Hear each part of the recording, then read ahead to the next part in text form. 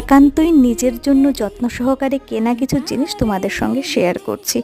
আর কি জানো তো, যে রোজগার করে সেই কিন্তু ওই জিনিসের মূল্যবোধটা সবচেয়ে বেশি বোঝে। একটা জিনিস যখন হারিয়ে যায় কিংবা নষ্ট হয়ে যায় কিংবা ইউজ না করতে না করতে জিনিসটা এক্সপায়ারি হয়ে যায়, তখন কিন্তু কষ্টটা ওরই সবচেয়ে বেশি হয়। তো প্রথম যেটা দেখাচ্ছি সেটা হলো অ্যাকোয়ালজিকের একটা সানস্ক্রিন। অনেকদিন ধরেই নেব ভাবছিলাম, তো এখন নিয়ে নিলাম। আর এইবার চলো, তোমরা সবাই জানো ফেসেস কানাডার কাজলটা আমি অনেক বছর ধরে ইউজ করি। যদি তোমরা দুটো একসঙ্গে নাও তাহলে কিন্তু 80 টাকা কিংবা 100 টাকা অফ তোমরা পেয়েই যাবে। আর যদি আলাদা করে নাও তাহলে কিন্তু 300+ পড়ে যাবে।